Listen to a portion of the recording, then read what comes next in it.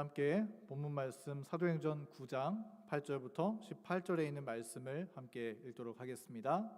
사도행전 9장 8절부터 18절에 있는 말씀입니다. 파란색 글씨를 함께 따라 읽어주시면 감사하겠습니다. 교독하겠습니다. 사울이 땅에서 일어나 눈은 떴으나 아무것도 보지 못하고 사람의 손에 끌려 다메섹으로 들어가서 사흘 동안 보지 못하고 먹지도 마시지도 아니하니라. 그때에 다메섹에 아나니아라 하는 제자가 있더니 주께서 환상 중에 불러 이르시되 아나니아야 하시거늘 대답하되 주여 내가 여기 있나이다 하니 주께서 이르시되 일어나 직가라 하는 거리로 가서 유다의 집에서 다소 사람 사울이라 하는 사람을 찾으라. 그가 기도하는 중이니라. 그가 아나니아라 하는 사람이 들어와서 자기에게 안수하여 다시 보게 하는 것을 보았느니라 하시거늘 아나니아가 대답하되 주여 이 사람에 대하여 내가 여러 사람에게 듣사온즉 그가 예루살렘에서 주의 성도에게 적지 않은 해를 끼쳤다 하더니 여기서도 주의 이름을 부르는 모든 사람을 결박할 권한을 대제사장들에게서 받았나이다 하거늘 주께서 이르시되 가라 이 사람은 내 이름을 이방인과 임금들과 이스라엘 자손들에게 전하기 위하여 택한 나의 그릇이라.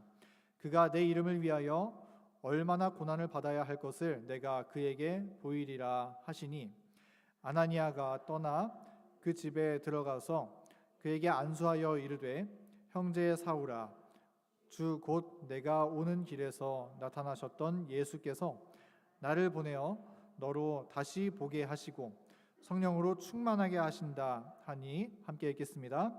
즉시 사울의 눈에서 비늘 같은 것이 벗겨져 다시 보게 된지라.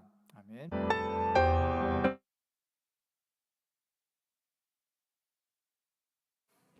네, 이 화요일 우리 3일 저녁 예배에 참석하신 모든 분들을 진심으로 환영합니다. 우리 함께 이 예배당에 모여서 예배드리는 모든 분들과 또 함께 온라인을 통해서 예배에 참여하시는 모든 분들에게 하나님께서 동일하신 성령의 은혜로 넉넉하게 넘치도록 부어주시기를 간절히 바랍니다.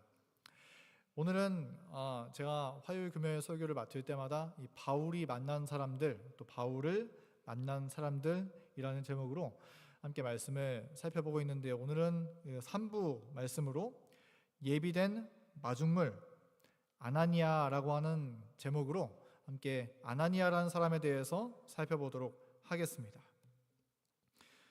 여러분 이 사람을 다들 기억하시죠? 2002년 월드컵 때 활약했었던 축구 선수 안정환이라는 선수입니다. 지금 이 사진은 이 16강 때 이탈리아전에서 있었던 사진인데요. 안정환 선수가 골을 넣고 기뻐하는 사진입니다. 이때 이탈리아전에서 아주 팽팽하게 경기가 전개되고 있었는데요.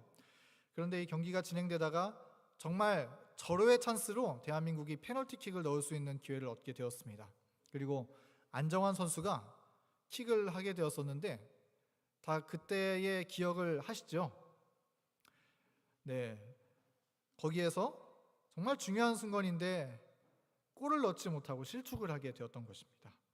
그래서 안정환 선수의 이 좌절하는 모습이 화면에 담겨 있었습니다. 표정이 많이 어둡고 아주 절망하는 모습을 볼 수 있었는데요.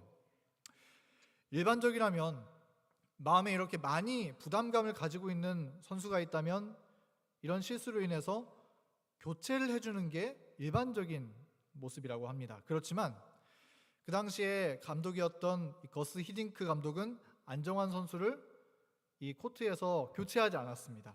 그리고 이 안정환 선수를 끝까지 믿고 경기했었던 결과 후반 연장전에서 이 이영표 선수가 크로스를 올리고 안정환 선수가 헤딩으로 골을 넣고 경기는 정말 드라마처럼 승리로 끝마치게 되었던 것이 이 축구 이탈리아전 16강에서 있었던 일이었습니다.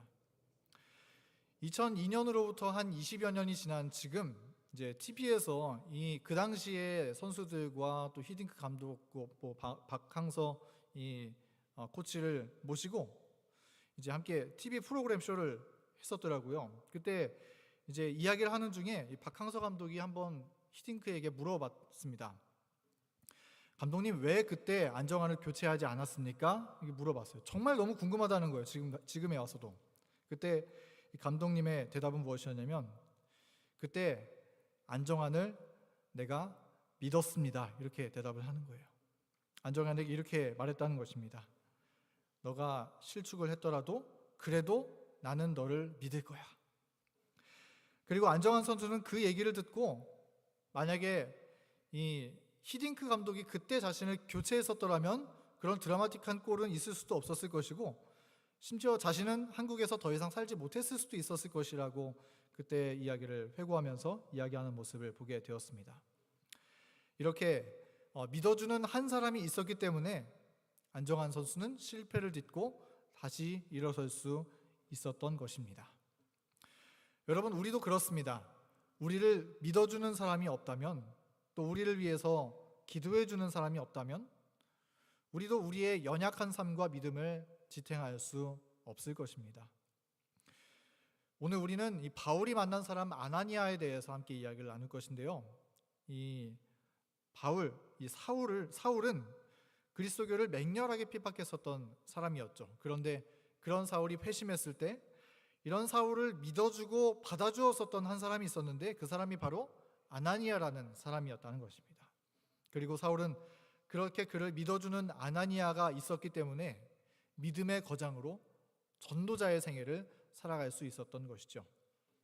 오늘은 그런 사울을 믿어주고 하나님의 마음을 그에게 전달해 주었었던 한 사람, 아나니아라는 사람에 대해서 함께 이야기를 나누고자 합니다.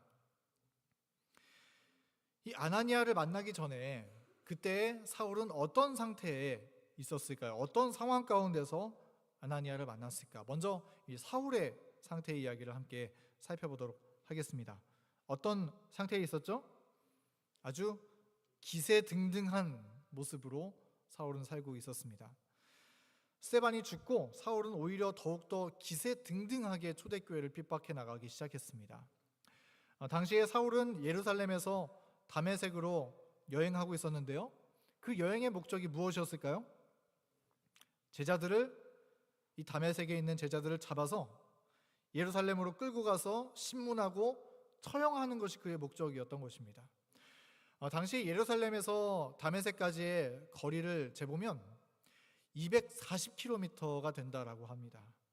그 당시 걸음으로 7일 동안을 꼬박 여행해야지 갈 수 있는 거리라고 하는데요. 그 먼 거리를 이 사울이 여행해서 다메섹으로 가서 지금 그 핍박하는 일을 행하려고 갔었던 것입니다.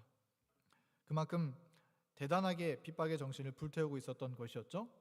그리고 두 번째, 이 사울은 성도들을 붙잡아 연행하기 위해서 무엇이 필요했냐면은 대제사장의 공문이 필요했습니다. 그 당시에 이 로마의 허락 없이는 어떤 집행도 허용되지 않았었는데, 그런데 그 당시에 가지고 있었던 대제사장의 권위를 가지고서는 그것이 가능했습니다. 그래서 이 대제사장의 공문을 받아온 것이, 사울은 대제사장의 공문을 받아왔었는데, 근데 그 당시 대제사장은 어떤 사람이었냐면 사두개파의 사람이었어요. 근데 이게 정말 열정적인 게, 사울은 어느 파 유대인이었습니까? 우리가 잘 아는 것처럼 바리새파 유대인이었죠. 그리고 그 당시에 바리새파 유대인과 사두개파 유대인들은 아주 사이가 좋지 않았습니다. 그러나 그럼에도 불구하고 성도들을 잡아들이는 이 핍박의 일을 위해서 이 사울은 사두개인 대제사장에게 손을 벌려서 공문을 끊어달라고 요청했었던 것입니다. 그 정도로 대단한 혈기를 가지고 있었던 것을 의미하는 것이죠. 또 성경의 말씀에 의하면 남녀를 막론하고 결박하여 그리스도인이라면 모두 끌고 갔다고 기록하고 있습니다. 사울이 이렇게 악을 쓰는 데는 아마 이유가 있었을 것입니다. 아마 얼마 전에 스데반이 죽었을 때 사울은 그의 죽음의 장면을 보면서 잊을 수 없는 인상을 받게 되었던 것이죠. 증언의 말씀을 보면 그때 사울은 스데반이 믿었던 하나님이 진짜 살아계신 참 하나님의 아들 예수 그리스도였다는 사실을 확신했더라고 이 말씀은 이야기하고 있습니다. 그런데 만약에 정말 그것이 사실이다라고 진짜로 받아들이게 된다면 사울이 어떻게 될까요? 지금까지 내가 쌓아왔었던 모든 학문들, 모든 행적들, 제자들을 핍박했었던 모든 일들이 다 무너지게 되는 그런 상황이 되는 것이죠. 거기에서 사울이 회개하면 되지만 회개하지 않고 계속 버팅기고 있었던 것입니다. 그래서 그런 이 불안한 마음, 그런 마음들을 지워버리기 위해서 더욱더 맹렬하게 교회를 핍박하면서 아닐 거야 이렇게 자기 부정을 해왔었던 것이죠. 그런데 이 사울이 제자들을 핍박하기 위해서 다메섹 도성에 들어선 바로 그 순간에 갑자기 하늘에서 강렬한 빛이 비추기 시작했습니다. 그리고 한 음성이 들리기 시작했습니다. 다 같이 한번 읽어볼까요? 이 말씀을 시작. 사울아 사울아 내가 어찌하여 나를 박해하느냐.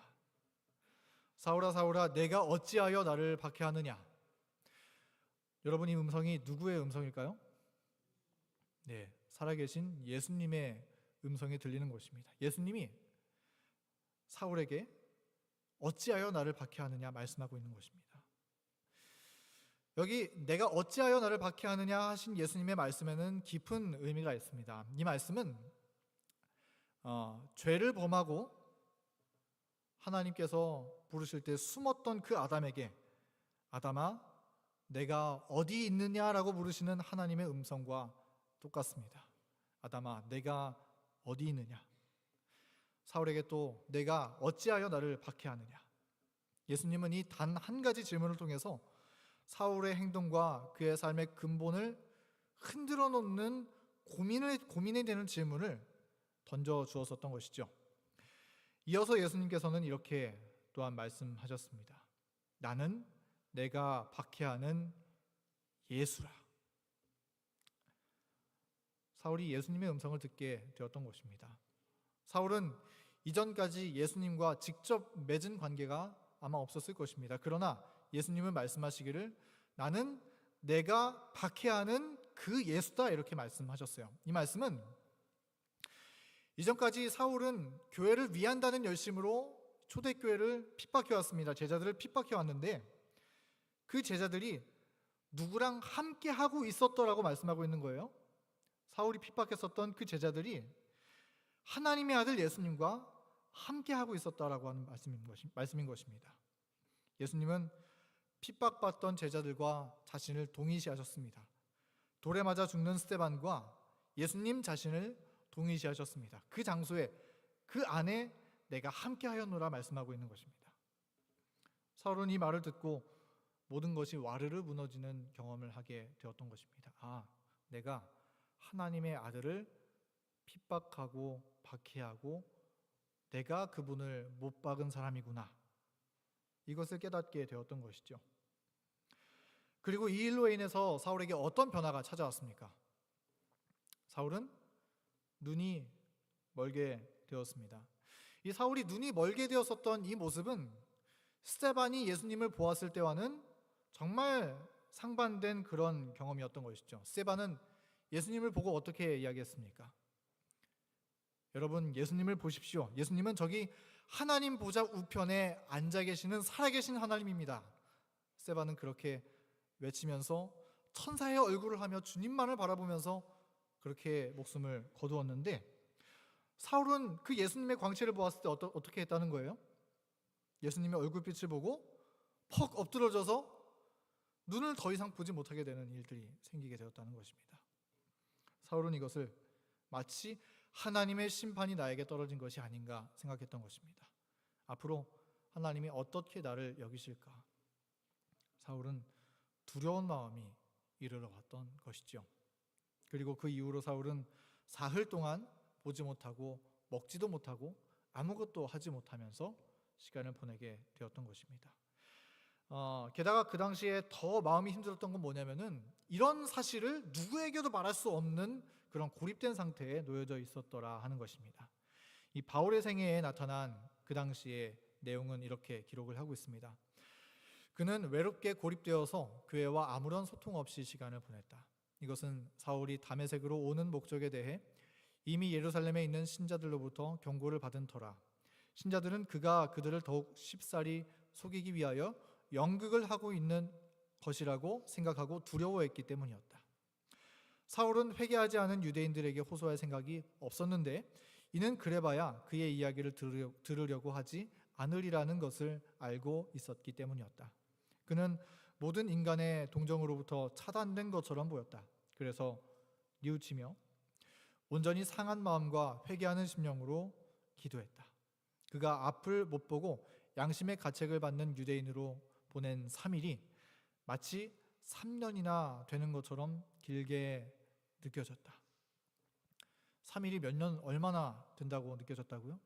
3일이 3년처럼 느껴졌다. 얼마나 답답하고 마음이 괴롭고 어둠 가운데 빠져 있었으면 그런 마음을 느꼈을까요? 정말 이 사실을 어디에도 말할 수가 없었습니다. 만약에 이거를 교회에 말한다면 어떻게 된다는 거예요? 이 초대교회 사람들한테 말하면 난 이제 예수님을 믿게 됐는데 예수님 믿는 사람들한테 내가 이렇게 예수님을 봤습니다 얘기한다면 교회 사람들이 어떻게 한다는 것입니까? 우리를 죽이기 위해서 거짓으로 가장해서 우리를 찾아왔구나. 두려워서 이 사울을 밀쳐낸다는 거예요. 그래서 말할 수 없다는 겁니다. 또 그렇다고 해서 자기랑 같이 왔었던 유대인 동료들한테 말하면 어떻게 돼요? 듣지 않을 거라는 거예요. 아무한테도 말할 수 없는 그런 어두운 심정을 가지고 그 시간을 모든 동정으로부터 차단된 것처럼 보이는 그런 시간들을 보내게 되었던 것입니다. 그러나 그 어둠의 시간 속에 성령 하나님께서 사울과 함께 하셨습니다. 사울은 눈을 보지 못하게 된 그때에 하나님을 향하여 기도하였고 지금까지의 죄를 떠올려 보면서 회개하는 시간을 가지게 되었던 것입니다. 그리고 주님을 확신하는 믿음을 이때 마음에 다지는 시간을 갖게 되었던 것이죠. 그리고 그 동일한 시간에 하나님께서 이 사울을 위하여 또 한 사람을 섭리하시고 만나셨는데 그 사람이 누구예요? 바로 아나니아라는 사람이었다는 것입니다. 하나님께서는 이 아나니아에게 이상으로 나타나셔서 사울에게로 찾아가라고 명령하신 것입니다. 그렇게 사울을 그리스도 교회의 일꾼으로 세우기 위한 하나님의 역사하심이 본격적으로 시작되었었던 것이죠. 하나님께서는 아나니아를 찾아와서 사울에게 나아가라고 말씀하셨습니다. 그런데 이 사울에게 보내심을 받은 아나니아라는 사람은 어떤 사람이었을까요? 아나니아는 경건하고 존경받는 사람이었습니다. 사도행전 22장 12절 말씀은 그가 모든 유대인들에게 칭찬을 듣는 사람이었다고 기록하고 있죠. 이 경건하고 존경을 받는 이 아나니아가 얼마나 대단하게 존경받는 사람이었냐면 모든 유대인들에게, 이 아나니아는 그리스도인이었거든요. 그럼에도 불구하고 모든 유대인들에게, 아무리 교회를 핍박하는 이 유대인들, 바리새인들이라고 할지라도 이 아나니아는 칭찬하지 않을 수 없는 그런 대단한 경건하고 믿음을 가진 사람이었다라고 하는 것입니다. 이런 모습은 이 아나니아가 평소에 어떤 믿음을 가지고 하나님과 관계를 맺고 살았는지를 알 수 있는 말씀인 것이죠. 그리고 그런 아나니아가 바울을 구원하는 일에 쓰임받기 위하여 하나님의 부르심을 받게 되었던 것입니다. 여기 사도행전 9장 10절에 있는 말씀을 읽어보겠습니다. 그때 다메섹에 아나니아라 하는 제자가 있더니 주께서 환상 중에 불러 이르시되 아나니아야 하시거늘 대답하되 주여 내가 여기 있나이다 하니, 하나님께서 이상 가운데 아나니아를 부르셨습니다. 그리고 하나님께서 부르셨을 때 아나니아가 무엇이라고 대답했습니까? 여기 말씀해 보면은 주여 내가 여기 있나이다, 주여 내가 여기 있나이다 이렇게 대답하는 모습을 볼 수가 있습니다. 여러분, 내가 여기 있습니다라고 하는 이 말씀이 어딘가 익숙한 말씀 같지 않습니까? 우리가 이런 동일한 대답을 성경 어디에서 찾아볼 수가 있죠? 네, 정답이 모두 나왔습니다. 첫 번째는 창세기에 하나님께서 아브라함을 부르셨을 때 하나님께서 아브라함아 하시니 그가 이르되 내가 여기 있나이다. 아브라함은 내가 여기 있나이다 이렇게 똑같은 답변을 했었고, 두 번째는 사무엘을 하나님께서 부르실 때 사무엘아 하시고 여호와께서 부르실 때 그가 대답하되 내가 여기 있나이다 이렇게 대답했던 것이죠. 여기 내가 여기 있나이다라고 하는 말로 아나니아도 하나님의 부르심에 응답했는데 이 말씀의 뜻이 무엇일까요? 내가 여기 있나이다. 이 말씀은 하나님이 저를 부르셔서 무슨 일을 시키시든지 저는 주님의 말씀하시는 대로 그대로 청종하겠습니다라고 하는 순종의 자세가 담겨져 있는 응답인 것이죠. 아나니아는 하나님의 부르심에 결코 주저하지 않았습니다. 하나님께서 그를 부르실 때 하나님 잠깐만요. 저 아직 준비 안 된 게 많이 있는데요. 저 아직 못 버린 죄가 있고 저 아직 즐길 거리도 있고 그렇게 하지 않았다는 것입니다. 대신에 겸손하게 내가 여기 있나이다 라고 답변했다는 것이죠. 우리는 이러한 이 아나니아의 신앙 속에서 코람데오 신앙을 발견할 수 있습니다.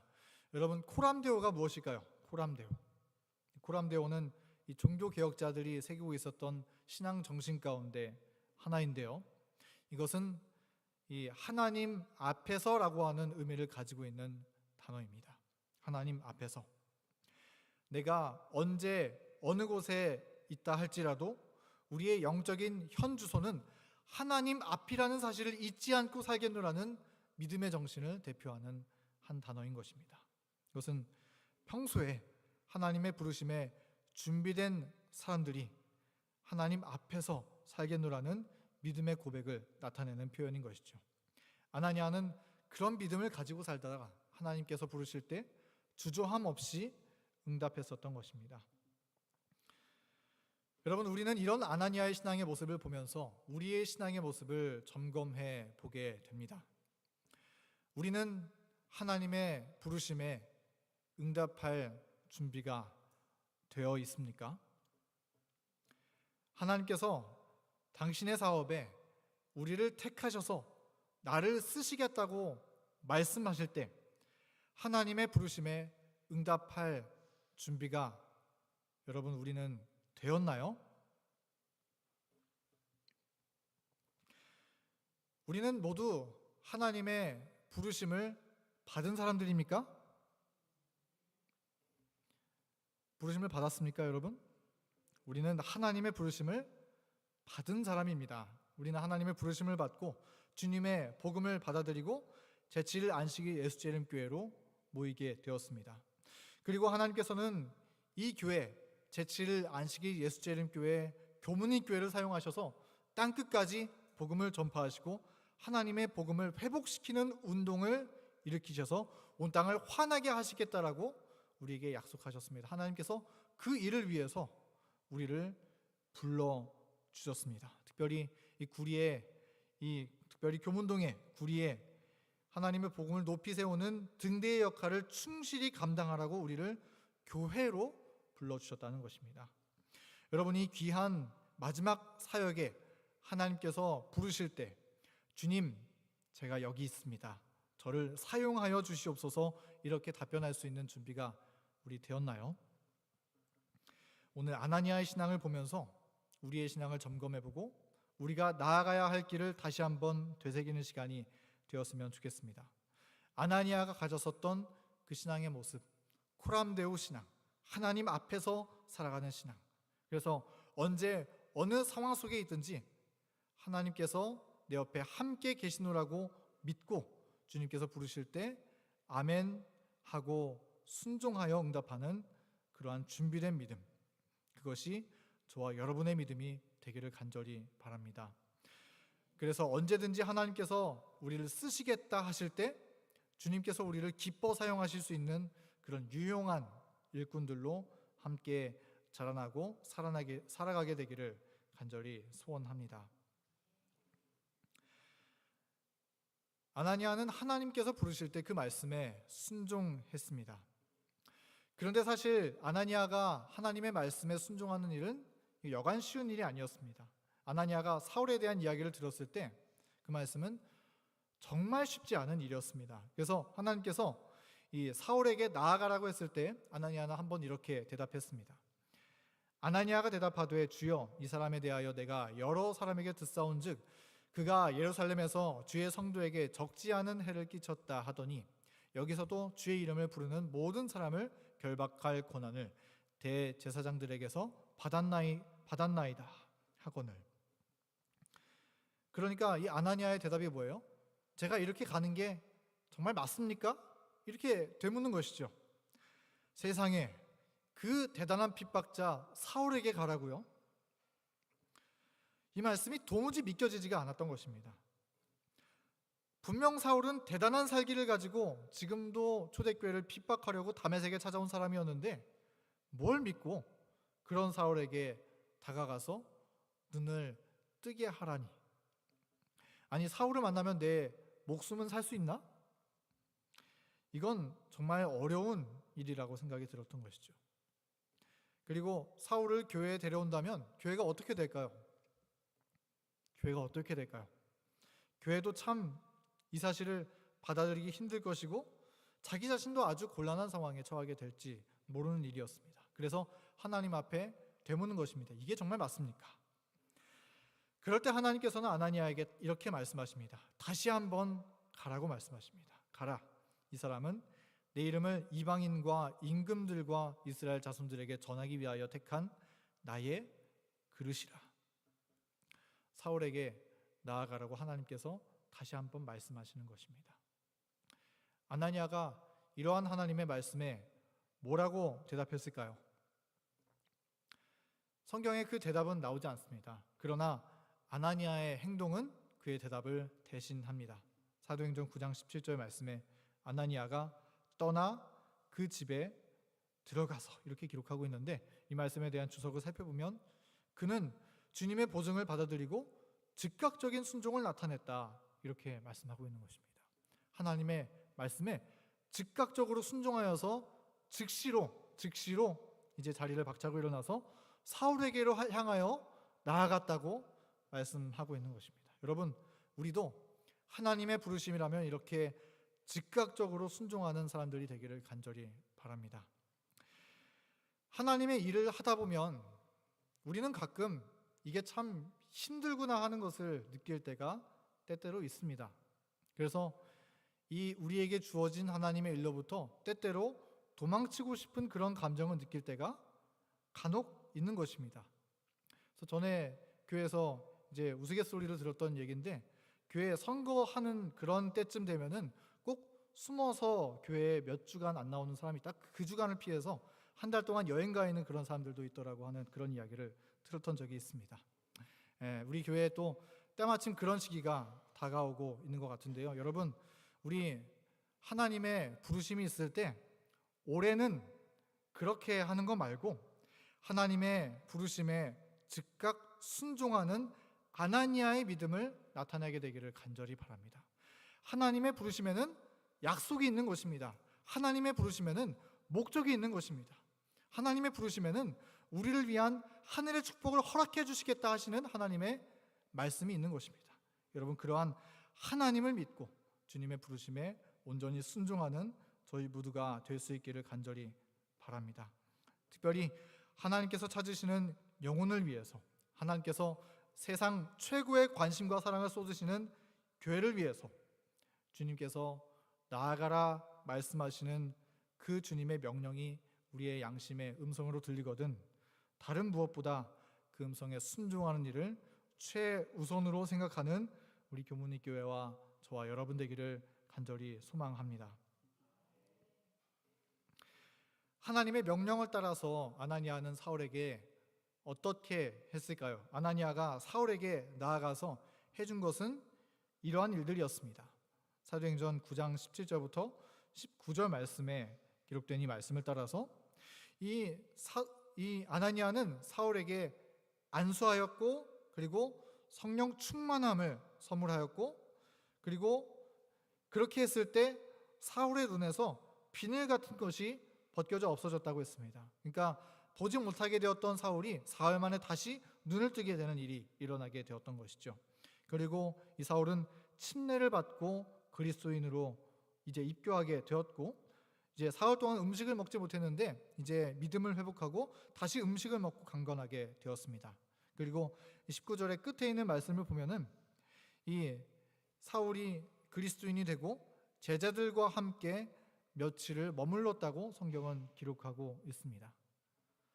살기가 정말 가득 차서 기세등등해서 그를 핍박하기 위해서 다메섹으로 나아갔던 사울이 이 다메섹에서 예수 그리스도를 만나고 그의 마음이 회심하는 경험을 하게 되고, 그리고 아나니아를 만나서 다시금 눈을 뜨게 되고, 그 다음에 이 교회와 함께 다시 새 출발을 할 수 있게 되었던 것입니다. 그러나 사울이 이 교회에 적응하는 것은 참 쉽지 않은 일이었던 것 같아요. 그러나 사울이 이 교회와 교제를 나누고 이 교회 안에서 새롭게 출발할 수 있었던 것은 누구의 역할이 컸었던 것입니까? 하나님께서 보내신 아나니아가 그 중재 역할을 다 했었던 것입니다. 열정적으로 교회를 설득하고 제자들을 설득하고 사울에게 간증하는 것을 교회에게 듣게 하고, 그렇게 하는 노력을 통해서 이 사울이 교회 자리를 처음으로 자리 잡을 수 있게 되었던 것입니다.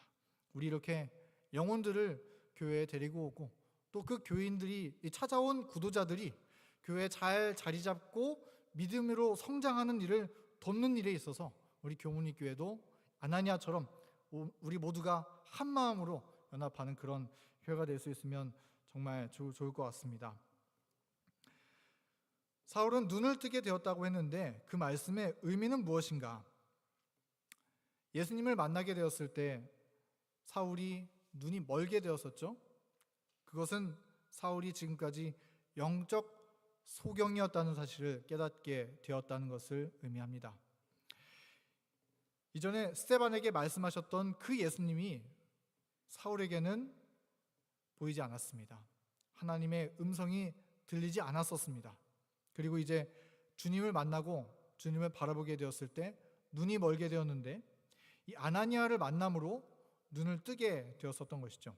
이 바울은 후에 하나님이 자기를 부르신 사명에 대해서 이야기하기를 믿지 않는 이들에게 보내어 눈을 뜨게 하는 일이 나의 사명이다라고 그렇게 간증하는 모습을 볼 수가 있습니다. 바울이 이 아그리빠 왕 앞에서 증언하는 이야기를 우리가 사도행전 26장 16절부터 18절의 말씀에서 찾아볼 수 있는데요. 한번 이 말씀을 읽어보도록 하겠습니다. 내게 나타난 것은 곧 내가 나를 본 일과 장차 내가 내게 나타날 일에 너로 종과 증인을 삼으려 함이니, 이스라엘과 이방인들에게서 내가 너를 구원하여 그들에게 보내어 그 눈을 뜨게 하여 어둠에서 빛으로 사탄의 권세에서 하나님께로 돌아오게 하고 죄사함과 나를 믿어 거룩하게 된 무리 가운데서 기업을 얻게 하리라 하더이다. 그러니까 바울은 하나님께서 나에게 주신 사명에 대해서 이야기하기를 무엇이라고 말하냐면은, 내 사명은 눈이 아직 감겨져 있는 보지 못하는 이들을 위해서 눈을 뜨게 하는 일을 하는 것이 저의 사명입니다라고 이야기를 했었다는 것이죠. 복음 전도의 사명은 눈을 뜨게 하는 것이다. 바울은 이렇게 말했던 것입니다. 바울이 이렇게 말씀했을 때 아나니아가 떠올랐을까요? 저는 바울이 아나니아를 떠올렸을 것이라고 생각이 듭니다. 자신이 눈이 멀어서 영적 소경이 되었을 때 아나니아가 자신을 찾아와서 안수하고 눈을 뜨게 했었던 그 사건이 생각이 났을 것입니다. 나도 소경이었는데, 나도 보지 못하는 자였는데 이제 눈을 뜨게 보았던 것처럼 당신들도 눈을 뜨게 되기를 원합니다. 바울이 그렇게 얘기했었던 것이었죠. 하나님의 말씀을 증언하는 일은 다른 사람의 눈을, 영적인 눈을 뜨게 해주는 일인 것입니다. 여러분, 이렇게 다른 사람의 믿음의 눈을 뜨게 해주는 일을 하면서 사는 삶이 행복할까요? 여러분 다 이런 경험들을 하지 않습니까? 우리가 복음을 전도하는 일을 위해서, 또 다른 사람들에게 하나님의 말씀을 소개해주고 기도해주는 일을 하면서 여러분 그렇게 사는 삶이 눈을 뜨게 해주는 일이 행복할까요? 저는 그 삶이 참 행복하리라고 생각이 듭니다. 제가 사진을 가져왔는데 전도사적 사진을 찾고 싶었는데 제 옛날 사진이 다 날아가서 사진이 없더라고요. 그래서 10년 전에 플룻 졸업연주 사진을 찍기 위해서 찍었던 사진밖에 없어서 이것을 가지고 왔습니다. 제가 이 말씀을 준비하면서 돌이켜보니까 제가 전도사라는 이름으로 전도사라는 호칭으로 불리게 된 게 무려 기간이 13년이 되었더라고요.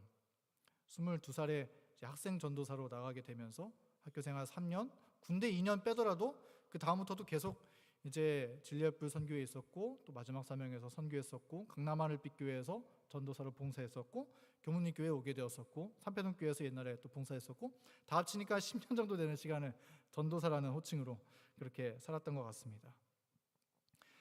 돌이켜보면서 정말 많은 일들이 있었지만 특별히 한 사람이 생각이 났습니다. 제가 예전에 산패동 교회에 있을 때였는데요, 한 학생이 있었습니다. 여학생이었는데 이제 저는 학생반을 하지 못하고 학생들이 적었기 때문에 청년반과 함께 말씀을 나누는 일을 이제 학생들이 같이 끼어서 했었습니다. 근데 그날 이제 어떤 걸 했었냐면 요한복음 4장에 이 가늠한 여인에 대한 이야기를 이제 말씀 묵상으로 나누고 같이 간절히 기도하고 헤어졌습니다. 그리고 이제 이 친구가 집에 돌아갔는데 이제 카톡으로 연락을 저한테 보내주더라고요.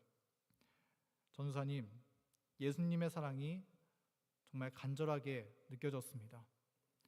아까 나누었었던 말씀이 자꾸 떠오르고 잊혀지지가 않습니다. 예수님이 너무 감사합니다. 이런 고백을 카톡으로 보내주는 거예요. 그런 카톡을 받게 되면서 전도사로 사는 기쁨은 정말 행복한 일이구나 하는 것을 그때 조금이나마 느끼게 되었던 것 같습니다. 다른 사람의 눈을 뜨게 해주는 일은 정말 행복한 일이구나, 이때 느끼게 되었습니다. 제가 이 말씀을 또 준비하면서 생각을 하게 되었었던 게, 제가 10년 넘게 이 전도사로 13년 동안이나 전도사라는 호칭으로 살았던 게 어쩌면 정말 큰 축복이 아니었을까 하는 생각이 또 한편으로 들더라고요. 왜냐하면 목사가 아니라 전도사잖아요. 그리고 전도사는 교회에서 대체적으로 학생들을 만나거나 젊은 청년들을 만나서 함께 말씀을 나누는 일을 하잖아요. 가장 마음이 말랑말랑하고 하나님의 말씀이 들어갔을 때 그 말씀에 가장 잘 반응하는 사람들을 만나서 복음을 전하는 그 행복과 기쁨을 누려보라고 전도사라는 게 있는 것 같다는 생각이 들더라고요.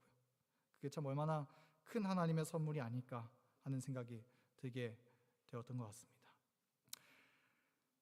하나님을 믿지 못하는 사람에게 눈을 뜨게 해주는 일은 정말 행복한 일인 것 같습니다. 여러분, 꼭 목회가 아니더라도 우리 이 교문리 교회에서 우리 모두 그 기쁨과 행복에 참여하고 함께 그 행복을 누리게 되는 저희 모두가 되기를 간절히 바랍니다.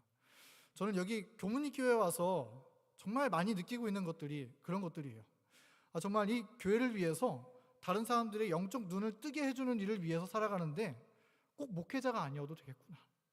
정말 이 교회를 지키는 든든한 평신도로 살면서 이 교회를 지키고 영혼들을 그리스도에게로 인도하고 찾아오는 영혼들에게 성경을 가르치고 우리가 이런 일들을 하면서 살면은 평신도로 사는 것도 정말 의미 있고 행복하고 가치 있는 삶을, 어떤 의미에서는 목회자보다 훨씬 더 큰 일들을 할 수가 있겠구나 하는 생각을 하게 되었습니다.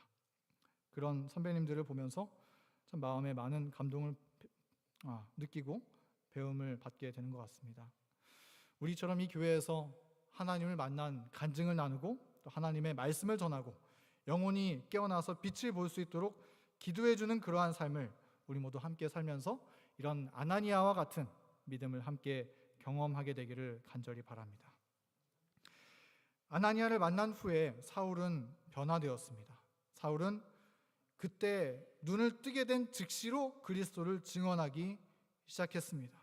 여기저기 회당을 다니면서 이전에 만났었던 동료들을 찾아가면서 그의 눈에 보이는 모든 사람들을 붙잡고 예수님은 하나님의 아들입니다, 제가 잘못 알았습니다, 자기의 간증을 얘기해 주면서 예수님을 전파하는 삶을 살기 시작했었던 거예요. 사람들이 어떻게 했을까요? 깜짝 놀랐겠죠. 사울이 정말 기세등등하게 핍박했었던 이 사울이 예수님을 전한다라니 말도 안 되는 일 아닌가, 충격을 받았던 거예요. 그리고 그런 폭발적인 전도의 열기가 다메섹에 번져나가고 있었던 것입니다. 여러분, 복음을 증거하는 것은 그리스도인으로 태어난 사람들의 영적 본성입니다. 그 시대의 소망은 이렇게 말씀하고 있어요. 누구든지 하나님의 제자가 되는 사람은 하나님 나라의 선교사로 다시 태어나는 것이다.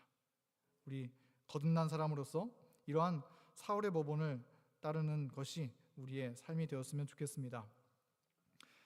얼마나 사울이 열심히 복음을 전했는지 이제는 더 이상 다메섹에 있을 수 없는 지경에 이르게 되었어요. 그래서 이 제자들이 사울을 광주리에 태워서 이제 성 밖으로 내어줘서 사울이 겨우 도망치게 되는 일들이 기록되어 있는데요. 그런데 우리가 이 장면을 바울의 생애라는 책을 통해서 읽어보면은 이 사울을 제자들이 광주리에 담아서 성벽 아래에 내려서 보내기까지 사울은 이 다메섹에서 복음 전하는 일을 멈추지 않으려고 했었다는 것입니다. 계속 자기 자리를 지키면서 예수님을 증언하려고 했다는 거예요. 사람들이 이 사울의 영향력이 하도 크니까 사울을 죽이기 위해서 이를 바득바득 깔면서 사울을 해치려고 하는데 그런 상황 속에서도 도망가지 않고 자기 자리를 끝까지 지켰다는 거예요. 왜 그랬을까? 저는 생각해 보기를 아마 자신도 스데반처럼 되기를 꿈꿨는지 모르겠다는 생각이 들었습니다. 나 같은 죄인 중의 괴수가 예수님을 지금까지 핍박했었던 이 사람이, 스데반을 죽게 만들었던 내가 이렇게 해서라도 한 목숨을 바칠 수 있다면, 나도 스데반처럼 다른 한 사람 복음 전하고 내 목숨이 없어진다면 그것만으로도 족하다, 그렇게 생각했었던 것이죠. 그러나 하나님은 죄가 더한 곳에 은혜를 더욱 넘치게 부어주셨습니다. 하나님께서는 사울을 살게 하셨고 앞으로 이방인을 위하여 더욱더 할 일들을 많이 그에게 주셨던 것입니다. 하나님께서 사울의 생명을 보존해 주셨던 것이죠. 여러분, 이런 사울의 변화를 보고 아나니아가 얼마나 기뻤을까요? 정말 얼마나 그의 일이 보람됐을까요? 하나님의 명령을 따라서 시키는 대로 했을 뿐만인데 그것이 이런 사울을 낳았다니 얼마나 기뻤을까요? 사람의 눈으로 보기에는 불가능한 사람처럼 보였던 사울이지만 하나님의 말씀에 순종하여 그 영혼을 향해서 나아갔을 때 그러한 아나니아의 믿음이 목숨까지도 불사하는 믿음의 사람을 낳게 되었습니다. 여러분, 우리가 하나님의 말씀을 따라서 또 이 교회에서 순종하는 하나하나 정말 사소하고 작은 일일지라도 바로 그 일이 하나님께서 함께 하시는 일이고 바로 그 일이 사울을 만나는 일인 것처럼 그렇게 여기고 간절한 마음으로 이 교회의 모든 하나님의 사역들을 감당해 나갈 수 있으면 정말 좋겠습니다. 그렇게 할 때 정말 이 교회가 뜨거운 열기로 가득 차리라 생각이 됩니다. 오늘 말씀을 마치면서 이 아나니아는 사울에게 마중물 같은 사람이었다라고 생각이 듭니다. 마중물은 여러분 어떤 것인가요?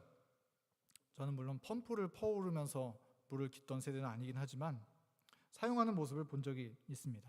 펌프를 통해서 물을 받을 때 조그만 한 바가지에 있는 마중물을 이 펌프에 넣으면 그것이 압력을 받고 지하수 물을 끌어올려서 넉넉한 물을, 넘치는 물을 터뜨리는 것이 이 마중물이 하는 역할 아니겠습니까? 정말 폭발적인 믿음으로 교회를 위해서 자신의 삶을 온전히 투신했던 바울이 있기 위해서는 아나니아라는 마중물이 없으면 존재할 수 없었던 것입니다. 아무리 지하수의 물이 풍부하게 있을지라도 마중물이 없으면 그것을 결코 끌어올릴 수 없는 것처럼 아나니아가 아니었다면 우리는 성경에서 사울을 만나보지 못했을 것입니다. 그냥 엄청 핍박했었던 한 사람으로 성경에 기록되고 말았을지 모를 일이죠. 그러나 아나니아가 하나님의 말씀에 순종하여 사울에게 나아가고 또 사울을 교회에 중재해 주었던 그 마중물 역할을 충실히 감당해 주었기 때문에 우리는 바울이라는 믿음의 거장을 만날 수 있게 된 것입니다. 여러분, 우리도 누군가에게 하나님의 말씀을 따라 나아가서 그렇게 눈을 뜨게 해주는 마중물 역할을 하는 이 시대의 아나니아가 되기를 간절히 바랍니다. 때때로 그런 일들이 쉽지 않다 느껴질지라도, 도무지 믿기지 않는 것처럼 느껴질지라도 하나님의 부르심을 기억하고 발걸음을 옮겨 나아가기를 간절히 바랍니다. 그런 사울과 같은 영혼들을 만나기 위해서 우리의 이웃들과 믿음의 가족들에게 하나님의 말씀을 간증하고 기도하며 그렇게 살기를 간절히 바랍니다. 그렇게 할 때 하나님께서 또다시 한 영혼이 깨어나게 해주시고 진리의 빛으로 인도해 주실 수 있으리라 믿습니다. 그런 아나니아와 같은 성도들이 많아지고, 그래서 믿음의 거장 바울과 같은 구도자들 또한 이 교회에 많이 만날 수 있는 그런 놀라운 선교의 비전을 함께 공유하는 우리 교문익교회 믿음의 성도들 되기를 간절히 바라면서 오늘 말씀을 마치겠습니다.